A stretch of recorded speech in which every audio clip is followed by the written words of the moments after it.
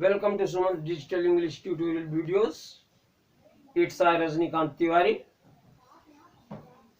I am going to teach you the second subcategory of past tense, that is past continuous tense.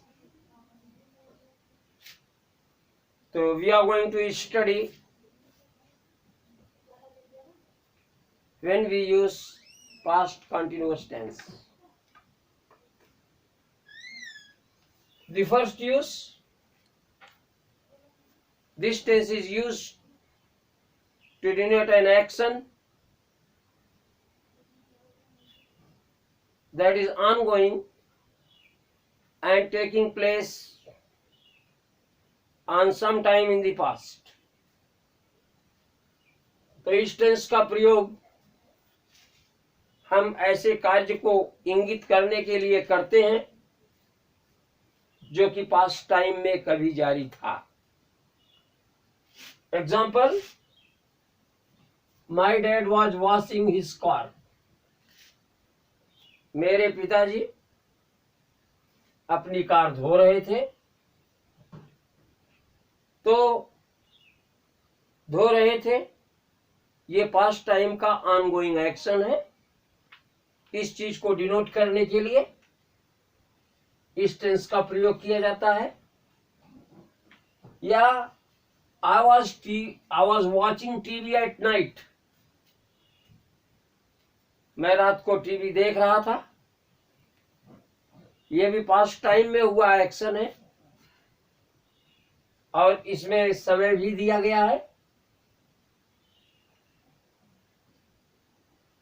तो कुल मिला जुला करके इस टेंस का प्रयोग किसी ऑनगोइंग एक्शन को व्यक्त करने के लिए किया जाता है, whether the time is referred और not.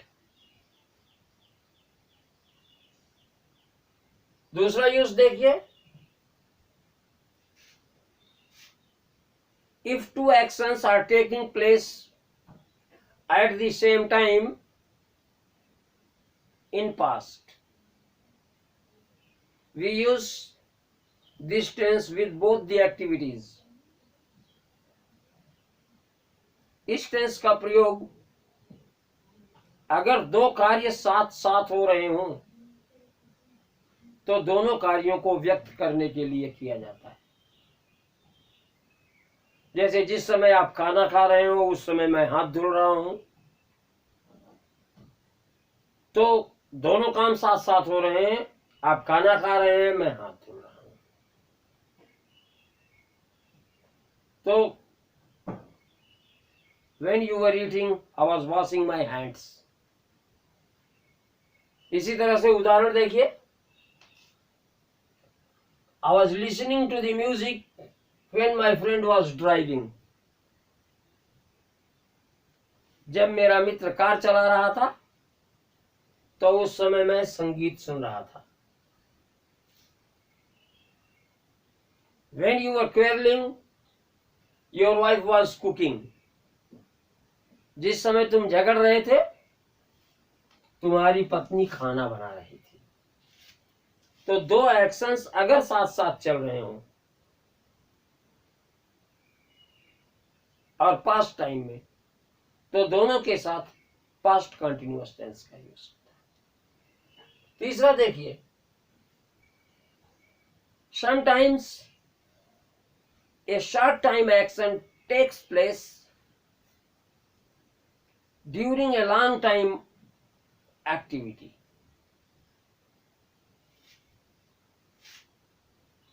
We use past continuous tense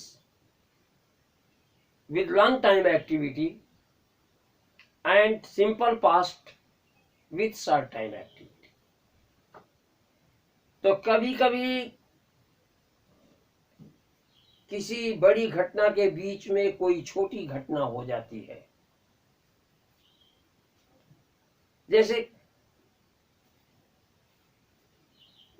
जब तुम्हारा फोन आया तो मैं खेल रहा था. Was playing when you rang me. या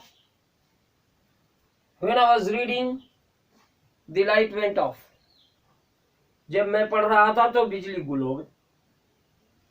कहने का अभिप्राय यह है कि अगर कोई घटना पहले से हो रही है और वो जारी है, उसके बीच में कोई छोटी सी घटना हो जाती है, तो लंबी अवधि की घटना के साथ हम पास्ट कंटिन्यूअस का इस्तेमाल करते हैं और छोटी घटना के साथ सिंपल पास्ट का इस्तेमाल करते हैं।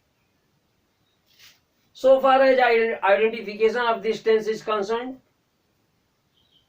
जब मुख्य क्रिया के साथ रहा था, रही थी, रहे थे, इस तरह के शब्दांश आते हैं तो हम इस टेंस का प्रयोग करते हैं। इस टेंस की सहायक क्रिया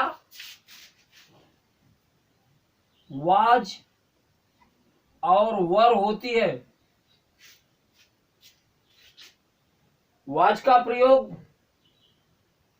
फर्स्ट पर्सन और थर्ड पर्सन के सिंगुलर नंबर सब्जेक्ट्स के साथ किया जाता है, यानी वाज का प्रयोग आई के साथ होता है, ही सी इट के साथ होता है और किसी सिंगुलर नाम के साथ होता है, जबकि वर का प्रयोग प्लूरल नंबर सब्जेक्ट्स के लिए किया जाता है।